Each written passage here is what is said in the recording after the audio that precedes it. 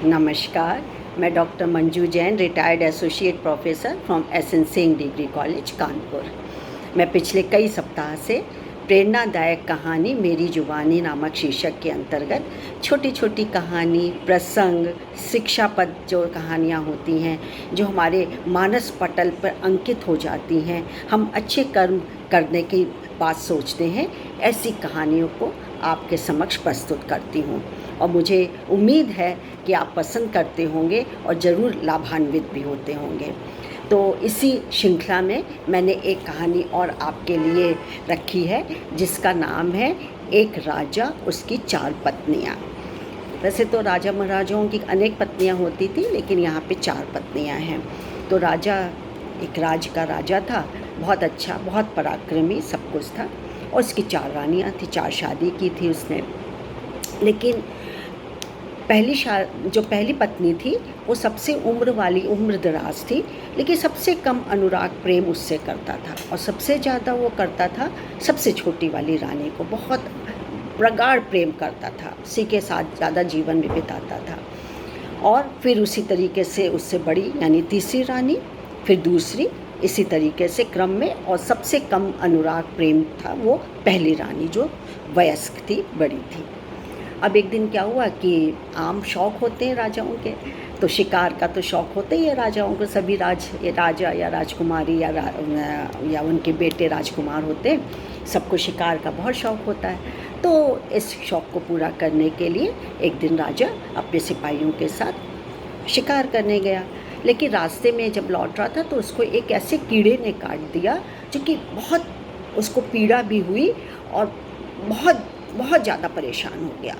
तो उसने लिहाजा है कि वैद्य को बुलाया, उस समय वैद्य चलते थे, बुलाया।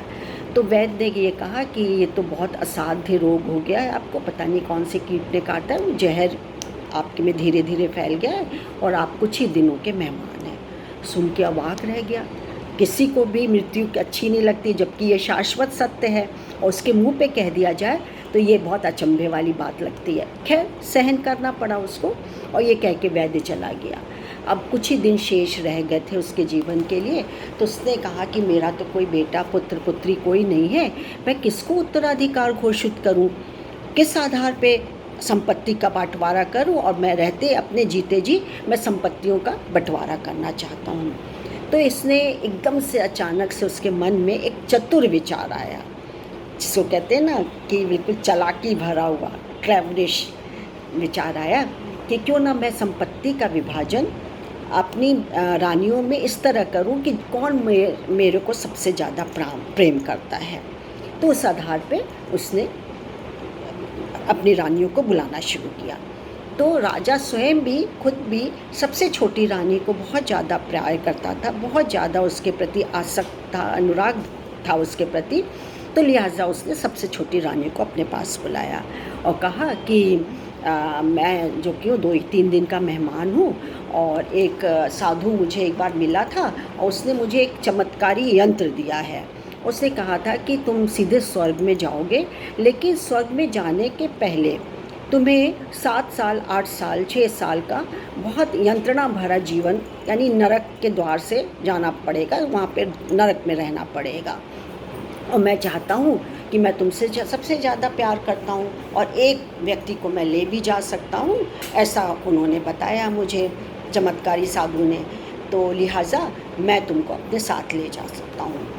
तो रानी ने उत्तर दिया, सबसे छोटी रानी ने, कि ठीक है, मैं आपसे प्रेम करती हूँ, आप मुझसे प्रेम करते हैं, लेकिन सभी को अपनी मृत्यु का सामना स्वयं करना पड़ता है। आप अपनी मृत्यु का सामना करिए अपने तरीके से, मैं अपनी मृत्यु का सामना करूँगी। और जहाँ तक जाने की बात है, मैं आपके साथ नहीं जा सकती, मैं तो रानी के रूप में यहीं रहना पसंद करूँगी, और मुझे प्रेम और सत्कार की बहुत आदत पड़ गई है, लिहाजा मैं आपके साथ नहीं चल सकती। राजा का दिल टूट गया सुन कर के कि देखो, मैंने तो कितना इसको प्यार किया था, और ये ऐसा जवाब दे रही है, मेरे साथ चलने तक को तैयार नहीं है। खैर, आई गई बात हो गई। फिर इसी तरीके से उसने तीसरी रानी को बुलाया। उसने कहा कि पूरी बात सुना दी कि चमत्कारी बाबा थे, उन्होंने चमत्कारी यंत्र मुझे दिया है और ये कहा कि तुम स्वर्ग में जाओगी, लेकिन उसके पहले तुम्हें 6-7-8 साल का नर्क भोगना पड़ेगा। नर्क की जो यातनाएं हैं वो भुगतनी पड़ेगी, लेकिन मैं एक रानी को अपने साथ ले जा सकता हूँ और मैं चाहता हूँ कि तुम मेरे साथ चलो। तो उसने कहा कि नहीं, ये तो पूरा संभव नहीं है, लेकिन आप कह रहे हैं तो मैं थोड़ी दूर तक आपके साथ चल सकती हूँ। आप कहें कि मैं चिता तक जाऊँ या स्वर्ग तक जाऊँ, वो मेरा मंशा नहीं है। मैं कुछ ही समय तक आपके साथ रह सकती हूँ। राजा सुनकर चुप हो गया, उसको मन में सोचना पड़ा, निशांति रखनी पड़ी। फिर उसने अगले दिन दूसरी रानी को बुलाया और ये कहा कि सारी वृत्तांत उसने सुना दिया और उसने कहा अंत में कि तुम मेरे साथ चलो, मैं चाहता हूँ कि जीवन भर हम लोग साथ रहें, तुम मेरे साथ चलो। तो उसने कहा कि देखिए, मृत्यु जन्म हम लोग के हाथ में नहीं है, लेकिन हाँ, यदि आप कहते हैं तो मैं चिता तक आपके साथ चल सकती हूँ और चिता के आगे मैं नहीं बढ़ूँगी। मैं इस तरीके से अपना शरीर नहीं त्याग सकती हूँ। राजा को बहुत दुख संताप तो हुआ कि देखो, मैंने जितना धन है, जितनी भी संपत्ति है, सबका मैं बराबर बंटवारा करना चाह रहा हूँ और मेरे राज्य में सब रानियाँ कितनी वैभवशाली हैं, कितना मैंने उनका कदर किया है, कितना मैंने संपत्ति धन दिया है उनको, लेकिन कोई भी मेरे साथ जाने को तैयार नहीं है।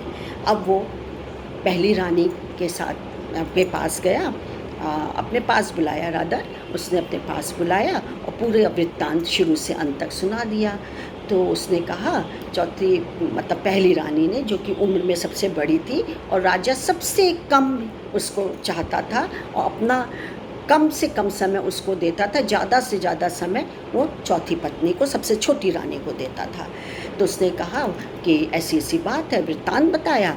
तो उसने कहा कि हाँ, मैं आपके साथ बिल्कुल चल सकती हूँ और मेरा आपका तो बहुत पुराना साथ है, तो मैं आपका साथ कभी नहीं छोड़ूंगी और मैं आपके साथ ही रहना चाहती हूँ।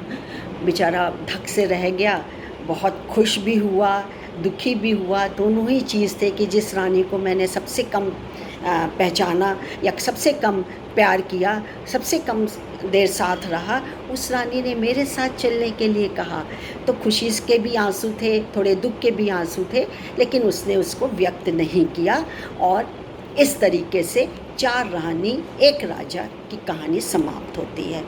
तो एक्चुअल में ये राजा रानी की कहानी नहीं है, ये हमारी कहानी, आपकी कहानी और सब मनुष्यों की कहानी है।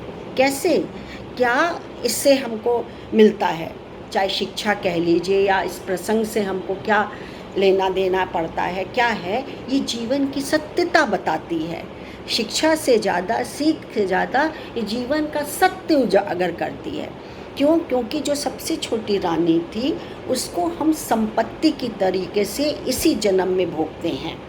चाहे राजा या कोई भी उत्तराधिकार भी उसको सौंप दिया जाए कि तुम मेरी सारी संपत्ति के उत्तराधिकारी बनोगे, रहोगे, तब भी क्या है, मृत्यु के समय उस संपत्ति को यहीं छोड़ के जाना पड़ता है, 1 पैसा नहीं देना पड़ता, उसके साथ जा सकता है। तो पहली रानी कौन हुई? संपत्ति हुई। फिर दूसरी रानी, उसने कहा कि कौन हूँ मैं, थोड़ी दूर आपके साथ जा सकती हूँ। तो ये हमारा सगे संबंधी या आसपास के पड़ोसी अड़ोसी होते हैं, जो सिर्फ थोड़ी दूर तक या 1-2 दिन, 2-4 दिन तक ही हमारा साथ देते हैं, ज़्यादा साथ नहीं देते हैं। तो इस तरीके से ये दूसरी रानी क्या हुई?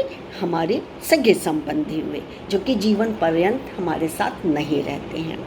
फिर आगे बढ़ा तो वो दूसरी रानी हमारा शरीर है।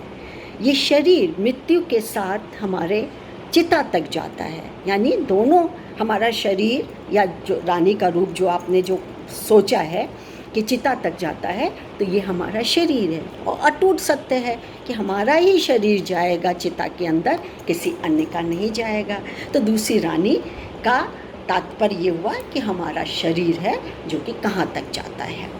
और चौथा और बहुत बहुमूल्य और बहुत महत्वपूर्ण क्या है? हमारे कर्म है, हमारे अच्छे सोच हैं, हमारे अच्छे विचार हैं।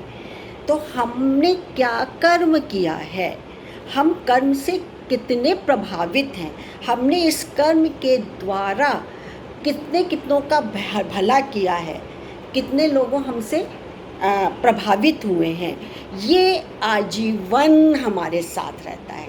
यदि हमारे पृथ्वी लोक पर मरने तक यदि हमारे कर्मों से हमारी प्रजा बहुत सुखी है, कभी दुख नहीं पाती है, हमारे दान पुण्य, अच्छा बुरा, उचित अनुचित, हम जो कर्म कर रहे हैं, अच्छे कर्म कर रहे हैं, तो वो हमारे साथ ही अंत तक जाएंगे, चाहे स्वर्ग से ना डायरेक्ट जाएंगे या नरक से जाएंगे। ये तो नरक वाली बात तो उसे सब पहचान करने के लिए बताई थी राजा ने कि मैं इनकी परीक्षा ले रहा हूँ कि देखूँ कि कौन कितना मेरे को चाहता है, इसलिए कहा था। अन्यथा कर्म अच्छे करेंगे, लोग प्रभावित होंगे, आपको अपना प्रभाव बनाना है तो सिर्फ और सिर्फ अच्छे कर्म करिए, वो यहाँ तो रहेगा ही और साथ में आपके अंत तक आपके शरीर, आत्मा, स्वर्ग जो भी है वहाँ तक पहुँचेगा। तो ये तुलना इस तरीके से की गई है। रानी राजा की कहानी मत लीजिए, ये हमारे दैनिक जीवन में हमारा जो लाइफ साइकिल है उसके साथ जुड़ा हुआ है। वो है संपत्ति, वो है सगे संबंधी, वो है हमारा शरीर और वो है हमारा कर्म। तो कैसी लगी कहानी ये मेरी? अच्छी लगी होगी मुझे लग रहा है। तो आप लाइक और शेयर ज़रूर करिएगा।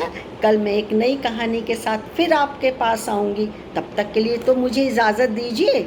नमस्कार। Thank you.